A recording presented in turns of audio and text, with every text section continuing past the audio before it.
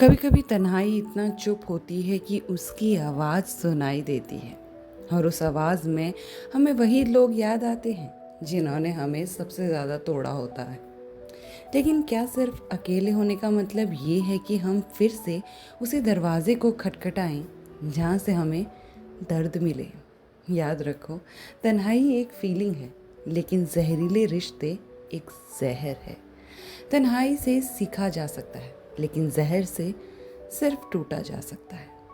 जब हम अकेले होते हैं तो दिल अक्सर उन्हीं चेहरों की तरफ भागता है जिनसे हमें किसी ज़माने में लगाव था, चाहे वो रिश्ते कितने भी टॉक्सिक क्यों ना रहे हो। दिमाग सिर्फ अच्छी यादों को चुन लेता है, लेकिन क्या तुमने कभी सोचा है वो इंसान जिसने तुम्हारी नींदें छीनी, जो तुम्हारी हंसी छीन कर ले गया, क्या वो वाकई तुम्हारी तन्हाई का जवाब है? तुम्हारी तन्हाई एक मौका है खुद को समझाने का, खुद को हील करने का और सबसे ज़रूरी खुद को चुनने का। लेकिन आप फिर भी उसी इंसान को या उन्हीं लोगों को चुनने में लगे हैं जिन्होंने आपको कभी किसी परिस्थिति में ना चुनकर इस लायक बनाया कि आप अपनी तन्हाई से भी नहीं लड़ पा रहे। इसलिए अगली बार जब तन्हाई तुम्हारे दिल पर दस्तक दे तो खुद से एक सवाल पूछना, क्या मैं वाकई उस इंसान को याद कर रही हूँ या सिर्फ उस अटेंशन को, उस साथ को? और अगर जवाब सिर्फ साथ है तो जान लो साथ कोई भी दे सकता है।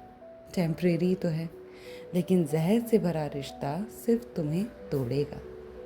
तन्हा रहना एक फेज ऑफ लाइफ है, it's not a complete life. And if it's become a complete life so you understood how to live a peaceful life alone. लेकिन खुद को टूटने देना एक चॉइस है।